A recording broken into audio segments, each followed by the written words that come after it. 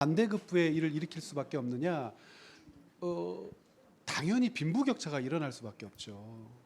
그래서 이 빈부격차가 굉장히 심했어요. 이게 교회 전체를 얼마나 힘들게 했는지 몰라요. 벌써 이런 문제들이 신명기 몇 장에 위배되는 일이에요? 교회에서 15장.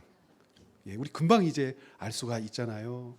예수 그리스도께서 이것을 성취하셔서 하나님 나라를 살아내라고 하셨는데 교회가 그것을 성취해내지를 못하는 거예요. 예루살렘 교회의 아름다운 전통이 고린도 교회는 일어나지 않아요. 그 다음 페이지 넘겨보시면 그래서 어떤 문제들이 발생하느냐, 계층 간의 위화감이 엄청났어요. 계층 간의 위화감을 본격적으로 다룬 장면이 11장입니다. 고린도전서 11장은 왜 유명하지요? 주님의 만찬을 교회에서 행한 실질적인 예를 보여주는 것이죠. 근데 바울이요, 고린도 교회에서 성만찬 하지 말라고 호통을 쳐요. 어떻게 말하? 그따위로 하려면 하지 마라 그래요. 어떤 따위가 그따위일까요?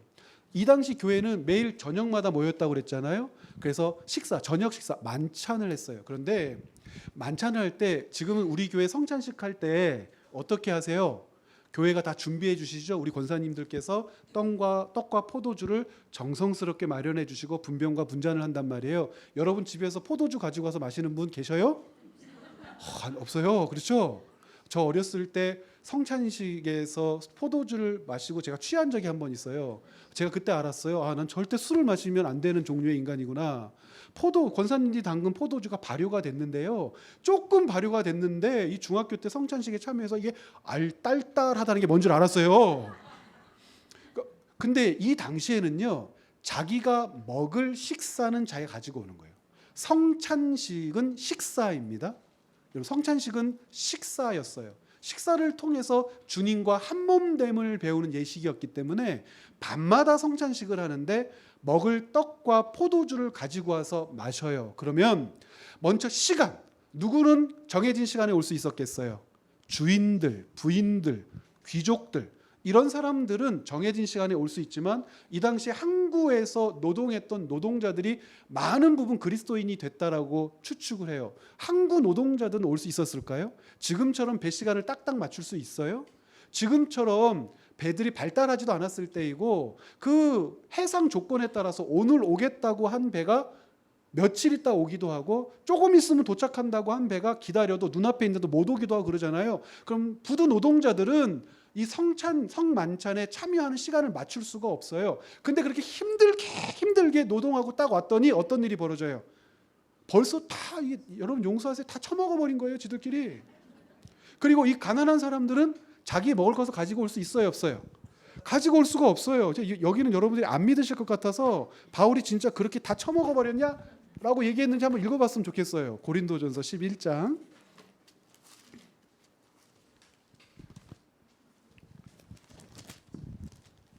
같이 한번 11장 다 피셨어요? 네. 죄송합니다. 제가 11장 성만찬 논쟁이 17절부터 있잖아요. 자, 21절 보면 이렇게 얘기해요. 이는 먹을 때에 각각 자기의 만찬을 먼저 갖다 먹음으로, 자기 준비할 수 있는 부유한 사람들. 어떤 사람은 시장하고 어떤 사람은 취하지.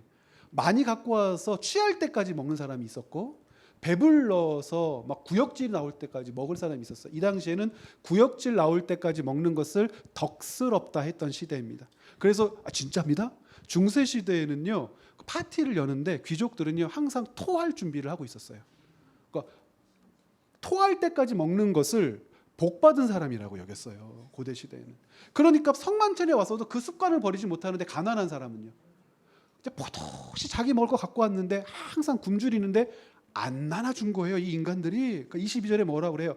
너희가 먹고 마실 집이 없느냐? 처먹는 게 목적이라면 집에서 처먹어라. 교회에 모여가지고 먹는다는 게 이게 말이 되냐? 너희가 하나님의 교회를 업신 여기고 빈궁한 자들을 부끄럽게 하는구나. 마치 배고픈데 옆에서 막 배부르게 먹고 있으면 계속 눈길 가잖아요. 침 꼴깍꼴깍 넘어가고. 얼마나 수치스럽겠어요. 근데 그게 어떤 예식으로 행해지고 있다고요? 주님의 만찬이라고 하는 이름으로 행해지고 있어요. 이 교회는 내가 너희에게 무슨 말을 하랴? 야, 너희에게 칭찬해주고 싶어도 칭찬할 말 생각도 나지 않는다. 23절. 내가 너희에게 전한 것은 오직 이것이다. 예수님께서 잡히시기 전날 밤에 라고 하시면서 떡을 먹는다는 것은 주님의 몸을 먹는 것이고, 피를 마신다는 것은 나를 위하여 흘리신 주의 거룩한 피를 내가 마심으로 내 죄의 대가, 값을 지불하신 분을 고백한다는 것인데, 그러므로 27절, 그러므로 누구든지 주의 떡이나 잔을 합당하지 않게 먹고 마시는 자는 주의 몸과 피에 대해 죄를 짓는 것이다. 누구에 대해 얘기하는 거예요? 부유한 자들, 함부로 먹고 마시되 가난한 자들과 먹을 것을 나누지 않는 자들. 30절, 그러므로 너희 중에 약한 자와 병든 자가 많고 잠자는 자, 죽은 자를 얘기하는 겁니다. 이미 죽은 자도 적지 아니하나니 우리가 우리를 살폈으면 판단을 받지 아니해야 된다. 그러면서 33절 해결책으로 이렇게 얘기합니다. 해결책이 간단해요. 함께 읽어봅니다. 그런즉 내 형제들아, 먹으러 모일 때에 서로 좀 자유인이라고 힘 있다고 권력 있다고 시간 나는 딱딱 지켰으니까 혼자 처먹지 말고 부두 노동자들이 올 때까지, 노예들이 집으로부터 허락을 받고 참여할 때까지. 어떤 주인들은 노예와 함께 참여해야 되는데 지는 교회에 오면서 자기가 부리는 몸종은 너 이 일하고 와, 그런 놈도 있었나 봐요. 그러니까 뭐라고 그래요? 제발 좀 기다려라. 그러면서 만일 누구든지 시장하거든 집에서 먹고 와라. 이는 너희의 모임이 판단받는 모임이 되지 않게 해야 해. 여러분, 빈부격차가 얼마나 심했는지 알겠죠? 성만찬 모임이 원래 본래의 뜻대로 진행될 수 없을 만큼 가난한 자들이 상당수 교회의 구성원들이 되어 있었단 말이에요. 그러면 에베소서 5장과 6장을 통해서 여러분들이 기억할 때 노예와 종의 규정을 바울이 뭐라고 가르쳐요? 자, 종들아, 주인에 대하여 어떻게 하래요? 성실해야 해, 진실해야 해, 눈 가리고 아웅하면 절대 안 돼. 네 몸이 부서지도록 주인을 위해서 일해야 되고 네 생명이 다하기까지 주인을 섬겨야 해. 주님께서 너를 사랑하신 것처럼 주인님을 사랑해야 해. 노예 제도를 찬동하는 것 같죠? 그런데 그 다음 구절이 더 중요해요. 상전들아, 너희도 따라서 해보실까요? 이와 같이. 상전들아, 너희도 종들에게 이와 같이 행해야 할 것이다. 그러면 어떻게 해야죠? 자, 노예는 당연히 상전들에게 그렇게 하는 거예요. 상전들은요?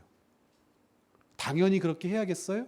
그럼 이러한 질서가 교회 가운데 세워지려면 누가 이것을 하나님의 말씀으로 철떡같이 믿고 행해야 돼요? 부자, 권력 있는 자, 자유인, 힘과 권세로 세상을 좌지우지할 수 있는 자가 세상의 권세를 부리는 것을 목적으로 살지 않고 하나님의 통치 아래 너와 내가 지체임을 고백하지 않으면 절대 일어날 수 없는 일이에요. 노예는 얼마든지 이렇게 할 수 있어요. 누구 기다릴 수 있어요? 같은 교회 안에 있는 교우들 중에 권세 있는 자들, 노예들은 기다릴 수 있어요. 종들은 기다릴 수 있어요. 가난한 자들은 자기 혼자 먹을 것 움켜쥐고 있더라도 자기 혼자 먹어도 욕 안 얻어 먹어요. 워낙 양이 작으니까. 누가 해야 돼요? 부유한 자, 권세 잡은 자들이 해야 이 교회의 문제는 해결된단 말이에요. 몸과 지체의 원리는 이렇게 접근해야 돼요. 그래서 나는 지체를 유익하게 해야 돼. 이 문제를 고린도 교회는 은사 부분과 관련되어서도 확실하게 전파를 해요. 은사 부분과 관련돼서 어떻게 전파를 하느냐? 고린도 전서는요, 특별히 12, 13, 14장을 하나로 묶어서 통독하셔야 돼요. 읽을 때 12장 읽고 멈추면 안 돼요, 여러분. 계획을 가지고 읽으실 때 12장을 시작했으면 반드시 14장까지 읽어야 돼요. 이게 한 덩어리입니다. 12장과 14장 사이에 뭐가 있죠? 당연히 13장이 있죠. 고린도전서 13장, 그 유명한 사랑장 그러잖아요. 이 고린도전서를 가장 많이 오독하는 사랑을 은사라고 생각을 하세요. 여러분, 사랑은 은사가 아니에요. 그러면 사랑을 왜 가운데 배치했느냐? 이 양쪽에 12장에는 우리가 알고 있는 각종 은사들이 배열되어 있어요. 이 각종 은사들을 이야기하면서 바울이 교회의 원리를 가르쳐요. 여러분 12장 한번 보시겠어요?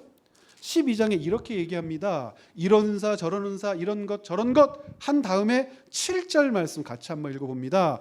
각 사람에게 성령을 나타내심은 유익하게 하려 하심이라. 그래요. 뭘 유익하게 해요? 여기서 유익하게 하다라고 하는 주어가 없어요. 그래서 많은 고민들이 있는데 12절부터 보면은 유익하게 한다는 것이 뭔지 금방 깨달아요. 몸은 하나인데 많은 지체가 있고 몸의 지체가 많으나 한 몸과 같이 그리스도도 그러하니라 하면서 유대인 헬라인 얘기를 하면서 교회의 원리를 18절에서 그러나 이제 하나님이 그 원하시는 대로 지체를 각각 몸에 두셨으니 지체 중에는 헬라인 지체도 있고 유대인 지체도 있다는 거예요. 주인 지체도 있고 노예 지체도 있다는 거예요. 부자도 있고 가난한 자도 교회는 한 지체가 될 수 있대요. 놀랍게 한 지체가 될 수 있대요. 이유는 뭐예요? 나를 유익하게 하는 지체가 아니라 지체는 다른 사람을 유익하게 하는 거니까 주인이 노예를 유익하게 하고 상전이 종을 유익하게 하고 부자가 노동자를 유익하게 하는 그 교회의 원리를 따르는 유익하게 하는 원리를 따르는 공동체가 교회이기 때문에 그런데 이것이 놀랍게도 은사에도 그대로 적용된다는 거예요. 방언, 신유의 은사, 예언의 은사, 지식의 은사 참 많은 은사들이 있고 그 은사를 사모해야 돼. 우리는 그 은사를 받아야 돼. 이유는 자랑하려는 게 아니야. 너는 못 받았냐? 나는 받았다. 우샤라 빰빰빰 너 해봤냐? 나는 그걸 할 줄 안다. 뭐 이런 거 아니란 말이에요. 아니란 말입니다. 방언을 한다는 건 무엇을 한다는 건 무엇을 한다는 건 어떤 손에서 광선이 나가든지 눈에서 레이저가 나가든지 간에 이 모든 것들은 자랑하기 위해서 주신 것이 아니라 지체, 몸의 원리를 따라 은사는 본래 어떻게 하기 위해 주어진 거다. 다른 이들을 유익하게 하기. 그 은사를 받은 내게 있어서 유익이라고 하는 건 다른 데 있지 않아요. 몸의 지체됨을 내가 살아낸다라고 하는 가장 큰 은혜를 내가 누리고 이 은혜를 통하여 누가 유익을 얻어요? 교회의 지체들이 유익을 얻더라 하고 12장에서 얘기한 다음에 13장에 사랑장이 쿵 하고 등장하는 거예요. 사랑은 은사가 아니라 이 원리 지체를 유익하게 한다는 것이 왜 성립되는지를 가르쳐주는 근거, 기간, 기초예요. 무슨 뜻이냐면 모든 은사는 바로 이 사랑 위에 세워지는 거야. 사랑이라고 하는 것은 은사가 아니라 원리야. 방언을 하되 사랑의 원리로, 예언을 하되 사랑의 원리로, 누구의 병을 위하여 고침받기를 위하여 기도하되 사랑의 원리로 하는 거야. 그러므로 예언, 방언, 각종 은사가 있어도 사랑이 없으면 아무 쓰잘데기가 없는 거야. 하나님께서 교회를 유익하게 하시는 그 원리를 좇지 않으면 그 은사가 1단인지 3단인지 11단인지 아무 소용이 없어. 그래서 울리는 꽹가리, 소리나지 않는 꽹가리, 이것들이 되고 마는 거야. 네가 천사의 말을 한다 할지라도 사랑 없으면 그게 뭔데? 아무 소용이 없는 거야. 그럼 왜 여기에서 이렇게 얘기하고 있을까? 3절에 내게 아무 유익이 없느니라, 5절에 자기의 유익을 구하지 아니한다라고 해요. 왜냐하면 은사는 몸의 원리, 지체의 원리를 따라서 무엇을 유익하게 하는 것이니까 교회를 유익하게 한다. 교회를 유익하게 한다는 것은 12장을 낱낱이 살펴보았더니 지체를 유익하게 하는 것이니까. 그러면서 고린도 교회에 가장 문제가 있는 두 집단을 끌고 와서 예를 들어요. 아마 이 은사 논쟁 때문에 엄청난 싸움이 있었는데 두 파로 나뉜 것 같아요. 항상 두 파네요. 둘. 예. 아마 여러분들과 함께 시험을 본다면, 제가 신대원에서 강의를 여러 해 했었는데 이렇게 통독 과정이나 성경 과정 한 다음에 시험 보잖아요. 예. 근데 우리는 시험 안 봐요. 벌써 긴장들을. 예. 제가 시험 보자고 한번 보시겠어요? 에? 안 봐요. 아, 보고 싶으세요? 자, 지금 이건 우리가 지금 농담이잖아요. 지금 심각해지시면 안 돼요. 자, 여러분 보십시오. 어떻게 은사를 가진 자들이 둘로 나뉘냐면 크게 예언파와 방언파가 나뉘어서 이때는 머리라고 하면 안 되고 대가리가 깨지도록 싸웠어요. 싸웠어요. 엄청나게 싸웠어요. 왜 싸웠겠어요? 은사 중에 최고는 방언이야. 은사 중에 최고는 예언이야. 얼마나 이 싸움이 격렬했던지 이 원리를 이야기한 다음에 14장에서는 방언과 예언파만 예로 들어서, 그럼 바울은 누구 편을 들어줬을까요? 예언이 더 좋을까요? 방언이 더 좋을까요? 14장을 안 읽은 상태에서 바울은요, 은사를 받기 원하고 사모하되 오히려 너희가 사모하려면 예언을 사모해라 그래요. 그 예언이 방언보다 더 유익하다 그래요. 그러면 무엇이 더 우위에 있는 거예요? 예언이. 그런데 그건 우위에 있다는 것이 아니라 더 유익하다 했어요. 그런데 방언도 예언처럼 유익할 수 있는 방법이 있다. 14장에 그래요.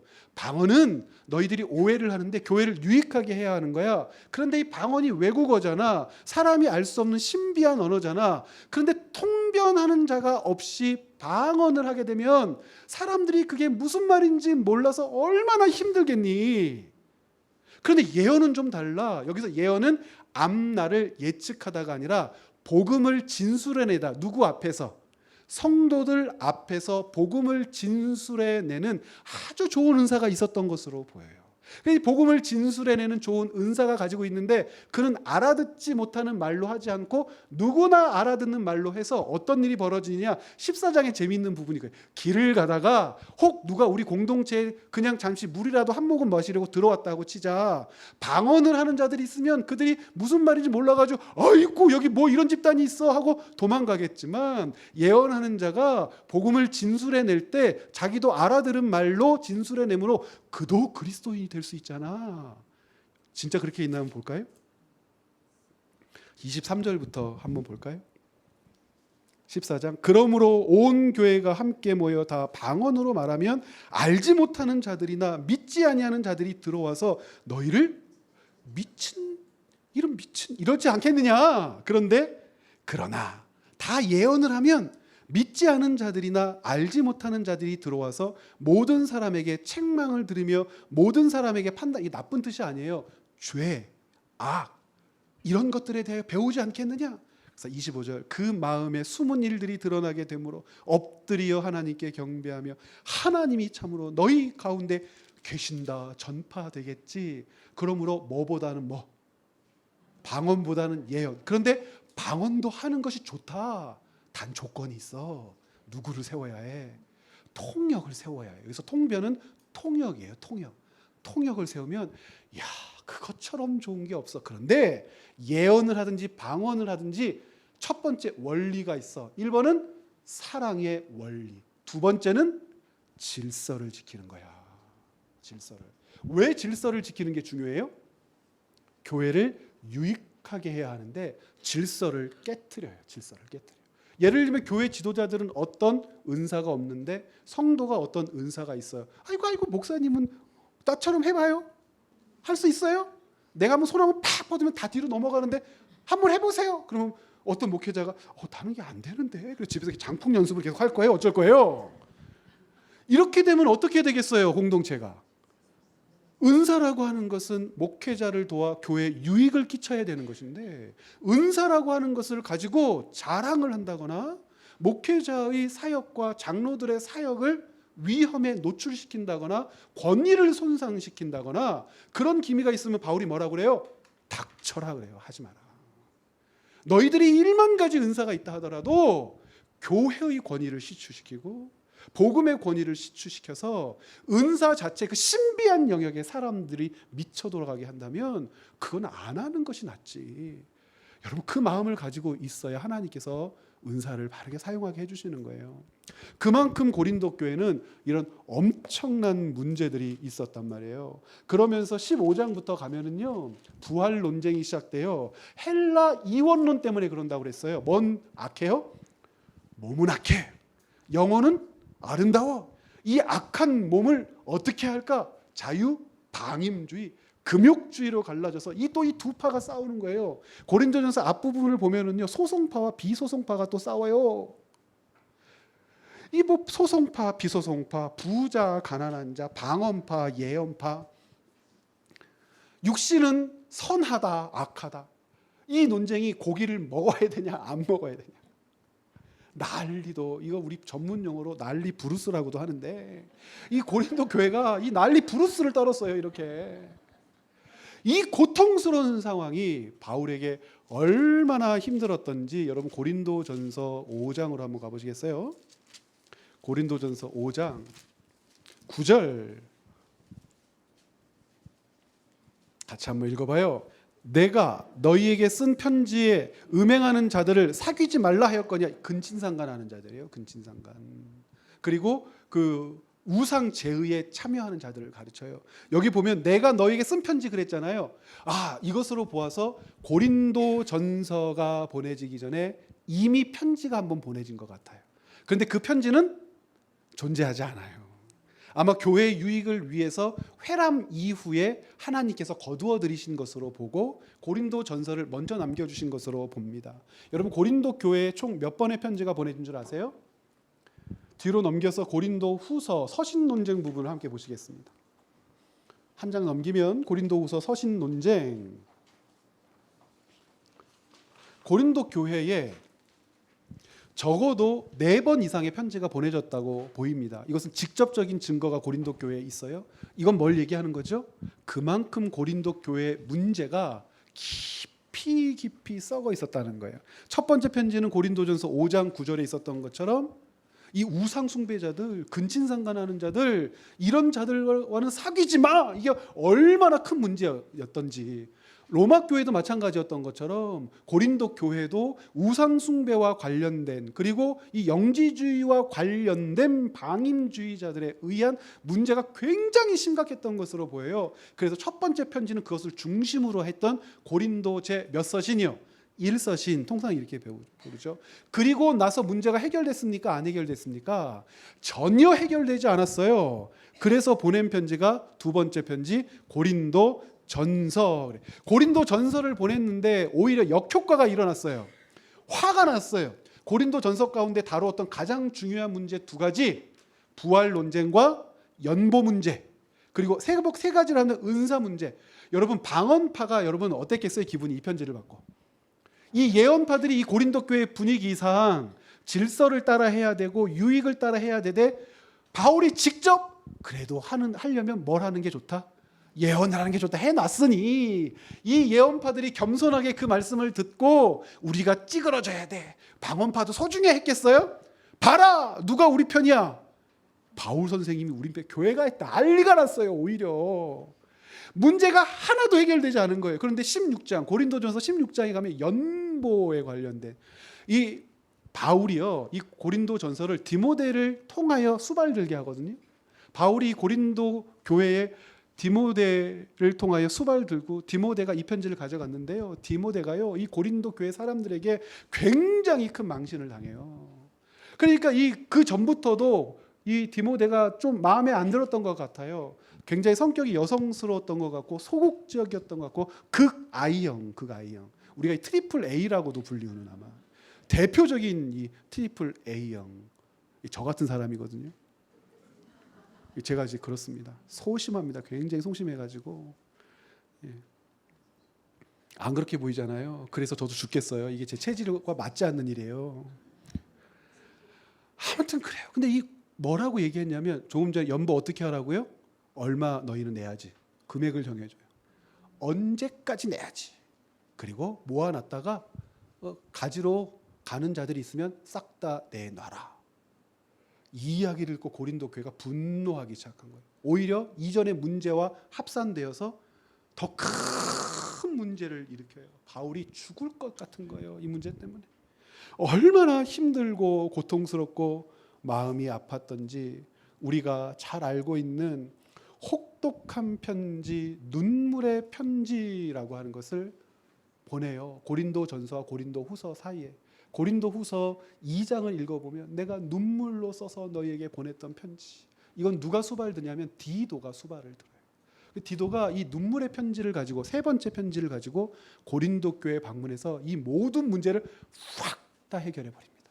근데 해결해 버리는데요, 바울이요 미치겠는 거예요. 디도가 빨리 어떻게 해결됐는지, 어떻게 그 문제를 다 마무리했는지 너무나 궁금해 죽겠는 거예요. 고린도후서 7장 한번 보시겠어요?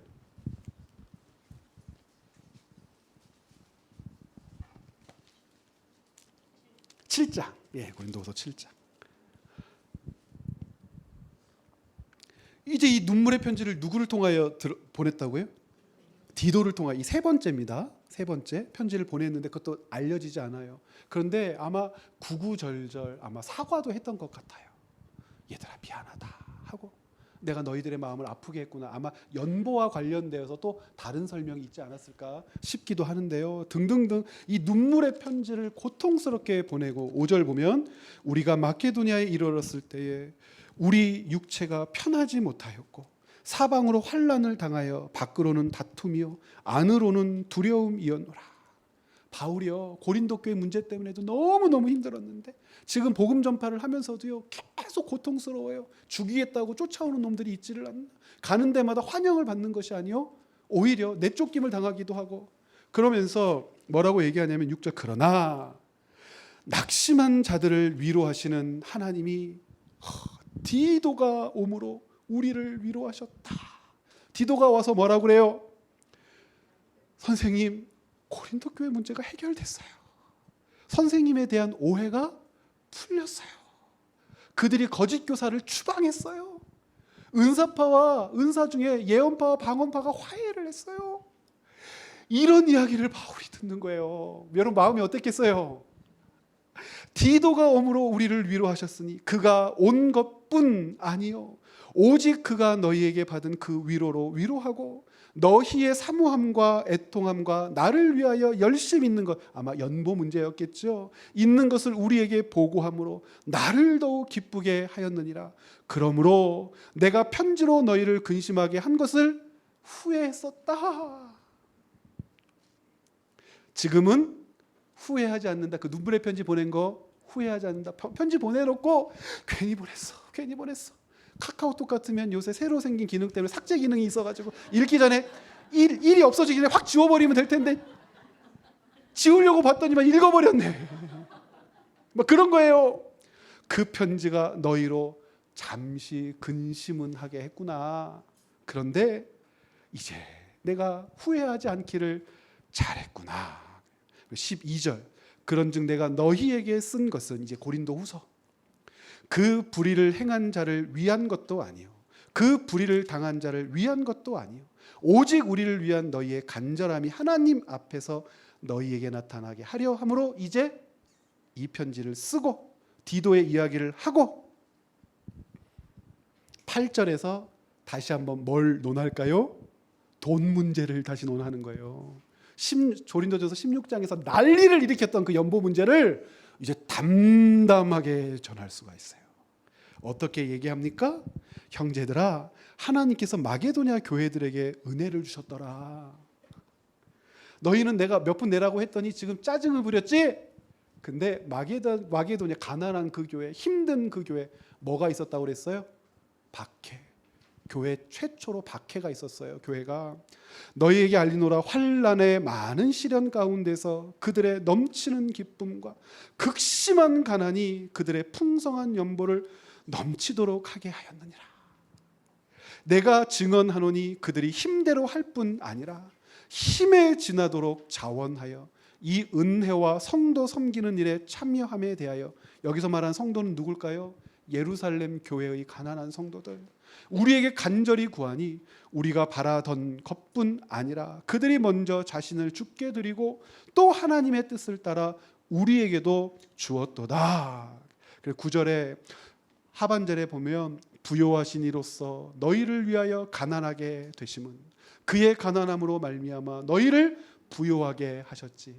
희년의 복음을 성취하신 우리 주 예수님을 조차 예루살렘 교회와 한 몸인 너희도 연보해 주면 안 되겠니? 그러면서 14절에 이제 너희의 넉넉한 것을, 부자라니까요. 이 친구들 그래도 되나 모르겠는데, 너희의 넉넉한 것으로 그들의 부족한 것을 보충함은 후에 그들의 넉넉한 것으로 너희의 부족한 것을 보충하여 균등하게 하려 함이라.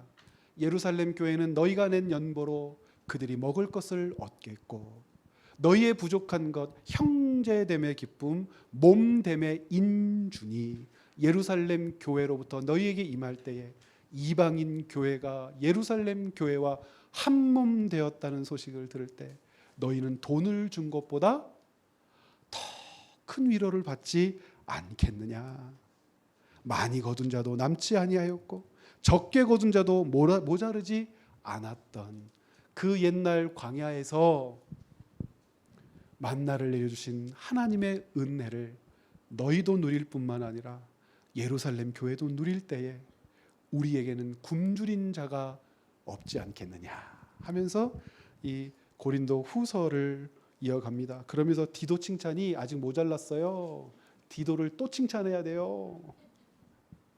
우리 행복한 교회에 디도 같은 사람들이 가득 차기를 바래요. 디도 같은 사람, 그 사람이 있으므로 위로를 받고 그 사람 때문에 감사하고 그 사람 때문에 교회 공동체의 큰 기쁨이 확인된 여러분들 한 분 한 분 행복한 교회의 디도가 되십시오. 그래서 이 디도를 다시 칭찬하기를 시작합니다. 그리고 이 동역자 디도를 다시 한번 얘기하고 9절에서 디도 얘기했으니까 다시 연보 문제를 한 번 더 거론합니다. 여러분 이 연보 문제가 얼마나 중요한지 아시겠죠? 연보가 굉장히 이렇게 해서 중요한 거예요. 구제한다는 것, 돈을 나눈다는 것, 실제로 보이지 않는 하나님을 보여줄 수 있는 아주 놀라운 은혜입니다. 이 일들을 우리 교회가 능력 있게 감당해내므로 보이지 않는 하나님을 보는 큰 은혜 누리시는 여러분들 되시기를 바라겠습니다. 여러분들 중에 두 분이 지금 너무 피곤해하세요. 그래서 지금 앉은 채로 3분만 잠깐 쉬겠습니다. 3분만. 웃으셔도 소용없어요. 제가 다 봤어요.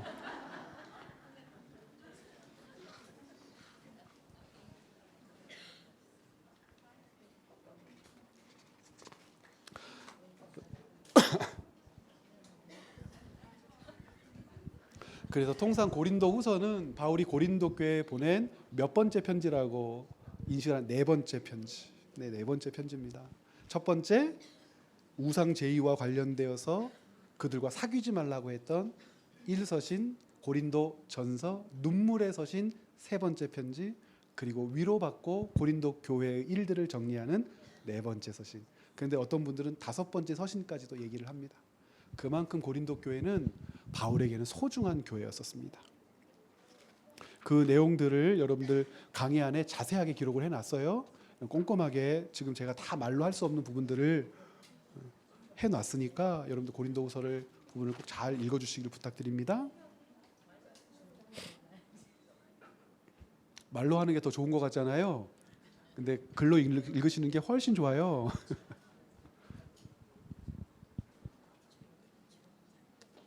한번 기지개도 한번 펴시고 눈 운동도 하시고 이제 20분 있으면 끝나는데 왜 그러냐? 갈라디아서를 해야 하기 때문에 그렇습니다. 네.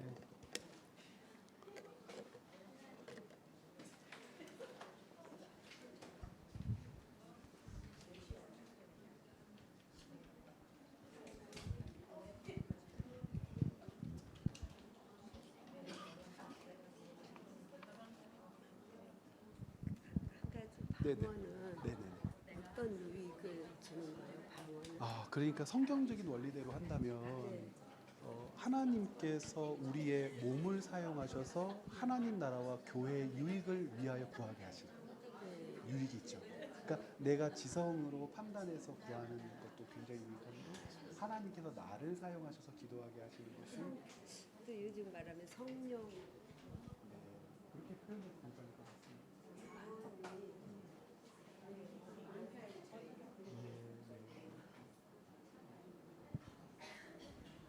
갈라디아서는요 논쟁이 많은 책이에요. 이게 바울 사역 초창기에 쓰여졌느냐 후반기에 쓰여졌느냐 왜 그럴까요, 여러분? 질문하면 긴장하지 말라고 하셨죠. 네. 바울 신학 갈라디아서를 작은 로마서라고 얘기해요. 로마서의 핵심 주제를 많은 성도 많은 교회들은 종교 개혁 이후 루터 이후에 이신칭의라고 읽습니다. 이신층의. 근데 이 로마서의 주제는 이신층의 하나만을 이야기하는 것이 아니라 훨씬 더 풍성하고 깊은 내용들을 많이 담고 있다고 지금은 더 로마서를 깊게 읽어낼 수 있었어요. 아무래도 그 1500년도에 루터가 연구했던 로마서의 범주와 그 이후에 참 많은 교회와 성도들이 애써서 읽어낸 로마서의 유물이 훨씬 더 유산으로 풍족히 남아 있으니까 그렇게 했겠죠. 신학은 아주 고도로 성장하고 발달했는데 교회를 유익하게 하는 신학에서는 그런 요소들을 누릴 수 있단 말이에요. 작은 로마서라고 불리는 갈라디아서. 그런데 이 갈라디아서가 왜 논쟁이 있냐면 이 북갈라디아설과 남갈라디아설이라고 하는 것이 있는데 바울이 전도 여행을 하되 이 갈라디아라고 불리우는 이 땅이 어디냐라고 하는 이 논쟁이 아주 지금도 굉장히 심각해요. 그래서 왜 심각하냐면 갈라디아 지방 그러면 로마의 행정구역상 그 소아시아 동쪽의 남반부 지역을 갈라디아라고 부르자라고 하는 것이 지금까지의 생각이었는데 북갈라디아서를 주장하는 것은 사람들은 이 행정구역상 갈라디아가 아니라 아마도 갈라디아라고 불리우는 어떤 민족들, 그 어떤 부족들, 어떤 나라들을 가리키는 것이다라고 얘기해요. 그러면 이게 그 바울이 전도 여행을 하는데 북갈라디아서를 취하면 위로 올라가게 되는데 위로 올라가는 이 여행 자체가 바울의 전도 여행에서 구체적으로 찾을 수 없으니까 그러니까 이것은 후반기에 전해진 것이다라고 생각을 해서 갈라디아서 자체를 바울 사역의 가장 뒤로 밀어버려서 이신층의라고 하는 교리는 원래 바울이 가지고 있었던 게 아닌데 싸돌아다니다 보니까 죄송합니다. 저는 이제 그렇게 믿는데 이렇게 얘기하는 거예요. 이런 사람들은 싸돌아다니다 보니까 계속하다 다니다 보니까 교회가 가지고 있는 신학의 독창성이 무엇인지 우리가 가지고 있는 신앙이라고 하는 것은 무엇인지를 점차 발전시켜낸 결과가 오직 믿음으로 구원을 받는다는 거지 원래 기독교 복음에서 오직 믿음으로 구원을 받는다는 건 없었다.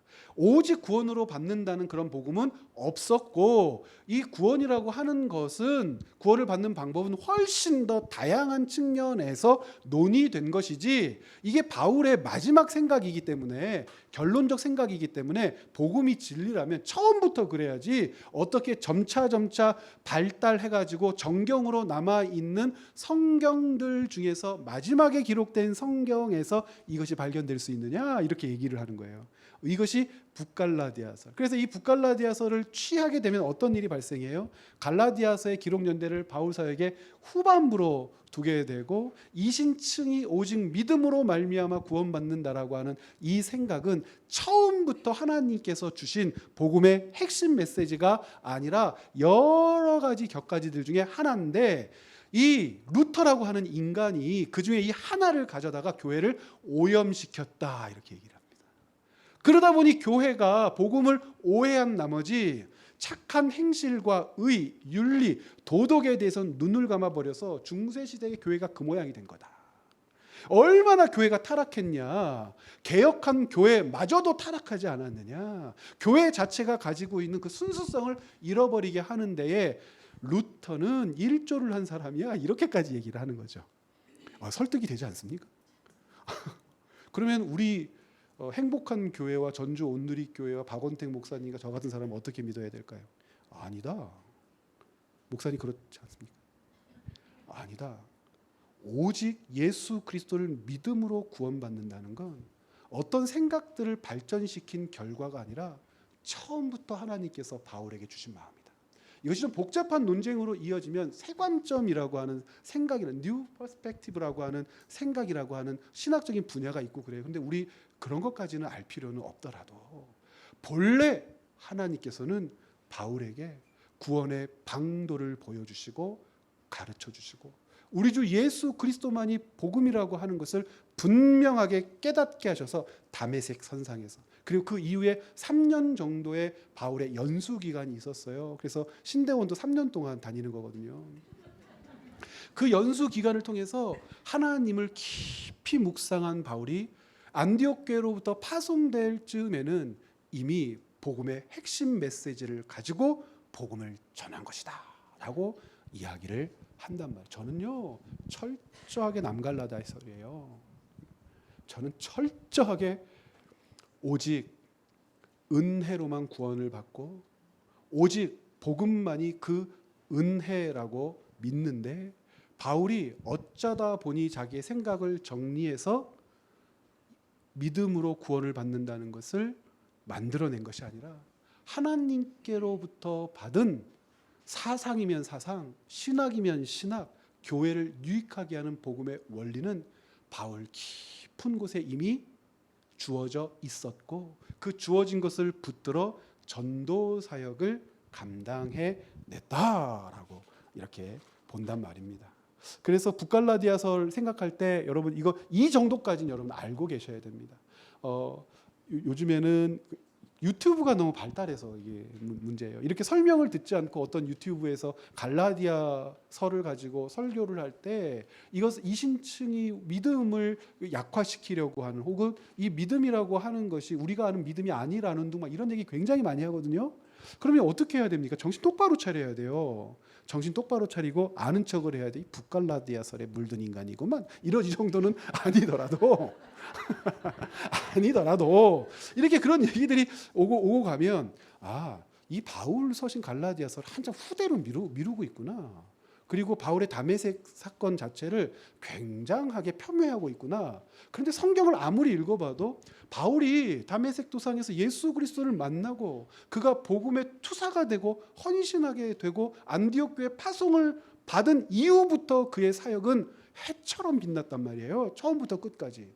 복음이라고 하는 그 가치를 부여잡고 한 번도 흔들린 적이 없어요. 머뭇거린 적도 없어요. 제가 어제 그랬잖아요. 예레미야서를 읽는데 예레미야도 복음 전하다가 도망갔다니까요.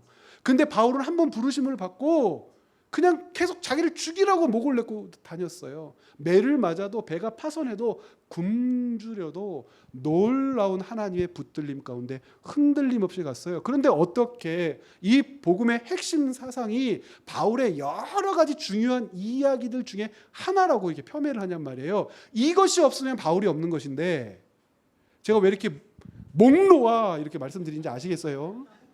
갈라디아서를 읽을 때 그래서 여러분 이것이 분명하게 교회에 가르쳐진, 처음부터 교회에 가르쳐진 바울 자기의 전도 여행 중에 가장 먼저 쓰여진 서신서야 하고 분명하게 인식하고 이 작은 로마서인 갈라디아서를 읽어 나가실 수 있어야 된단 말입니다. 그래서 이 지도들을 보여드림으로 남갈라디아설, 북갈라디아설을 정리를 했는데, 북갈라디아설은 정치 행정 구역을 이야기하는 것이 아니라 뭐를 이야기한다고 자꾸 읽자고 한다고요? 종족을 이야기한다. 한 인종을 이야기한다. 그러면은 이 바울의 이 갈라디아서 자체의 기록 연대가 전반부가 아니라 중후반부로 미뤄지게 된다. 그렇게 되면은 바울의 사상이라고 하는 것이 시간을 가지고 정립된 것이지 원래 복음의 메시지는 아니었다는 식으로 얘기합니다. 그래서 맨 마지막 단락 정리하자면, 여러분 찾으셨어요? 네. 북갈라디아서를 주장하는 사람들은 바울 신학의 중심을 이신층으로 그래서 보지 않아요. 그리스도의 연합 또는 교회와 관련된 다른 주제들이 바울 신학의 핵심이지라고 얘기해요. 여러분 교회 연합이라고 하는 것도 복음이 없으면 가능합니까? 가능하지가 않아요. 복음은 무엇인데 지금까지 설명을 많이 들으셨잖아요. 그렇죠? 복음이 없이 어떻게 교회 연합이 가능하고 연합했을 때 교회 지체됨의 삶을 살 수 있겠냔 말이에요. 이들의 주장은 이신층이라는 것이 예수를 만난 즉시 깨달은 것이 아니라 수십 년의 선교 여정 중 생겨난 그리스도와의 연합 등의 사상을 가르치기 위한 보조적 수단이지. 그래. 절대 받아들일 수 없다. 이런 것들은 사탄아 물러가라 하고 싶은데, 제가 이제 그러면은 진짜 신학도 뭣도 모르는 목사가 까분다 또 막 학자들이 그래요. 근데 저는 얘기해요. 그러면 안 된다고. 좀 마음을 좀 넓혀보래. 안 넓혀져요 이런 데는. 저는요 소심하고 좁아요. 못됐어요. 뭐 어쩔 거예요. 그래서 전 이렇게 살 겁니다 그냥. 아니 성경을 아무리 읽어도 아닌데 그걸 어떡합니까 그걸. 저작 배경들을 한번 보실까요? 바울이 전한 복음이 아닌 다른 복음을 갈라디아에 퍼뜨린 바울의 대적자들은 누구인가? 이 갈라디아서에 굉장히 재밌는 일이 있죠. 게바가 먼저 갈라디아 교회를 방문하고 거기서 교제하잖아요. 밥 먹잖아요. 그런데 바울이요, 베드로를 호통을 쳐요. 게바는 베드로의 이름이었으니까. 어떤 짓을 해요, 이 베드로가? 예루살렘으로부터 온 어떤 자들이 당도한다는 소식을 듣고 이방인들과 밥 먹다가 안 먹은 척 닦았어요. 이 이야기를 듣고 바울이 분개합니다. 왜냐하면 한몸됨 교회의 연합을 해치는 행위고 이방인 교회를 부끄럽게 하는 것이라고 생각을 했단 말이에요. 이것에 얼마나 화가 났던지, 후배 중에서 새카만 후배잖아요, 사도 중에서도. 그런데 이 바울이요, 베드로를 향하여 엄청나게, 내가 들었다, 이 게바, 이 나쁜 놈아, 네가 이 위선을 떨었다며, 네가 수제자라며, 예수님을 가장 지근거리에서 만난 사람이 예수님이 그렇게 살라고 하디? 그러디? 라고 얘기하는 겁니다. 얼마나 이 문제 때문에 화가 났든지. 즉 갈라디아 교회에 어떤 일이 있었다는 것을 단적으로 보여주는 겁니까? 다른 복음이 득세하고 있었다는 거죠. 여기서 말하는 다른 복음, 베드로의 예를 든 것으로 보아서 어떤 복음이라고 유추할 수 있겠습니까?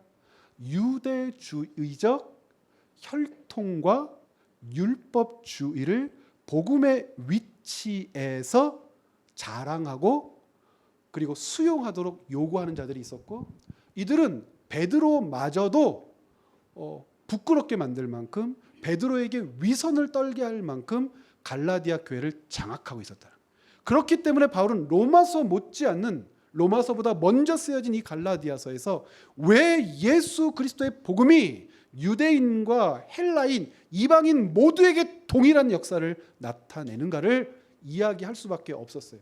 이 갈라디아서에서 되게 재밌는 논쟁 중에 피스티스 크리스토라고 하는 논쟁이 있어요.